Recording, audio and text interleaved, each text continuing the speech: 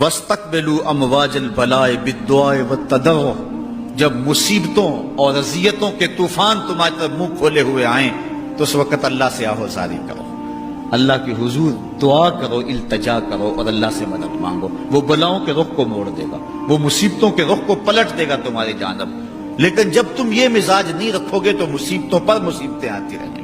حضرت موسیٰ علیہ السلام کے پیٹ میں درد کا احساس ہوتا ہے تو کوہ طور پہ چلے گئے، کیسے جلیل القدر نبی تھے، اللہ سے ڈائریکٹ رابطے تھے، اور جا کے کہا مالک میرے پیٹ میں درد ہو رہا ہے۔ اللہ اکبر۔ گھر کے نجی معاملے بھی رب سے ڈسکس کرتے تھے، اور کوئی جو ہے وہ ایسی چیز ہوتی وہ بھی رب سے ہی عرض کرتے تھے۔ کہا میرے مالک میرے پیٹ میں درد کا احساس ہو رہا ہے، دوائی کی پوری لینی ہے تو وہ بھی جا کے کوہ طور سے رب سے ہی لیتے تھے۔ تو اللہ تعالیٰ فرمایا فلان جنگل میں چلے جاؤ، وہاں اس شکل کے پتوں کی ایک بوٹی ہے، اس کو توڑو نچوڑو، اس کا پانی پیو، تمہیں شفا مل جائے گی۔ حضرت موسیٰ علیہ السلام گئے اور جا کے بوٹی کو توڑا نچوڑا، پانی پیا، شفا ہو گئی۔ کچھ عرصہ بیتا، دوبارہ اسی طرح کا درد جاگا۔ اب نسخہ تو ذہن میں تھا، کوہ طور پہ نہ گئے، اس جنگل میں چلے گئے اور جا کے بوٹی کو توڑا، اس کے پتے نچوڑے، پانی نکالا، پیا، لیکن درد اور زیادہ بڑھ جاتا۔ پھر دوبارہ آئے کوہ طور پہ، کہا مالک میں نے اسی درد پہ دوبارہ وہی بوٹی کا پانی پیا ہے لیکن درد بڑھ گیا ہے۔ کہا موسیٰ اب جو آئے ہو کوہ طور پہ پہلے ہی آ جاتے۔ تو عرض کی مالک بوٹی بھی وہی اور درد بھی وہی۔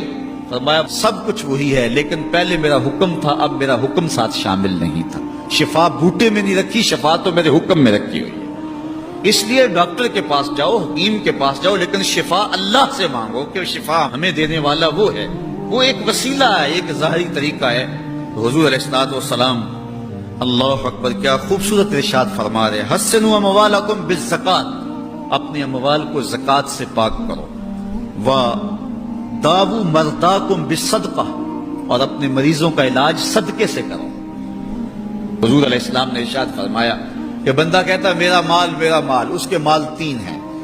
ایک مال وہ جو اس نے کھایا اور ضائع کر دیا، دوسرا اس کا مال وہ ہے جو اس نے پہنا اور پرانا کر دیا، اور تیسرا اس کا مال وہ ہے جو اس نے آگے بھیج دیا۔ فرمایا باقی اس کے وارثوں کا ہے، اس کا نہیں ہے۔ اس لیے ہم راہ خدا میں خرچ کرنے کا مزاج بنائیں، اس سے مال گھٹتا نہیں ہے، اس سے مال بڑھتا ہے۔ بلکہ جب راہ خدا کے اندر ہم خرچ کرتے ہیں تو ہمارا جو دوسرا مال ہے وہ بھی پاک ہو جاتا ہے۔ اللہ کے محبوب کا ایک فرمان سنیے جس کو حضرت حسن بصری رضی اللہ تعالیٰ عنہ بیان کرتے ہیں، حسنوا اموالکم بالزکات وداووا مرضاکم بالصدقہ واستقبلوا امواج البلاء بالدعاء والتضرع۔ فرمایا کہ اپنے مال کو، اپنے اموال کو زکات سے پاک کرو اور اپنے مریضوں کا علاج صدقے سے کرو، اور جب مصیبتیں اور بلائیں تمہارا رخ کریں تو پھر دعا سے اور اللہ کے حضور زاری سے اللہ کی مدد چاہو۔ آج ہم صدقے کا مزاج بہت کم کر چکے ہیں۔ اسی زمانے میں ایسا ہوتا تھا کہ جب کوئی بیمار ہوتا تھا تو سب سے پہلا کام لوگ یہ کرتے تھے کہ صدقہ دیا کرتے تھے، ڈاکٹر کے پاس پھر جایا کرتے تھے، حکیم کے پاس پھر جایا کرتے تھے، سب سے پہلے اس کی جان کا صدقہ دیا کرتے تھے۔ صدقہ قضا کو بدل دیتا ہے، تقدیر کو بدل دیتا ہے۔ صدقہ سے اپنے مریضوں کا علاج کرو۔ اصل ڈاکٹر کے پاس جانا، علاج کروانا سنت ہے، اس کی ممانعت نہیں ہے، لیکن یہ بات ہمیشہ ذہن میں رکھیے گا کہ ڈاکٹر کے پاس دوا ہے، شفا نہیں ہے، شفا اللہ کے دستے کرم میں ہے۔ اس لیے جب بھی بیمار ہو جاؤ تو پہلے صدقہ کرو اور پھر ڈاکٹر کے پاس جاؤ، اللہ اس صدقے کی برکت سے ڈاکٹر کی دوا میں شفا رکھ دے گا، کیونکہ شفا تو اس کے حکم میں ہے نا، چیزوں میں تو شفا نہیں ہے، وہ تو اس نے حکم جہاں دے دیا وہاں شفا ہے۔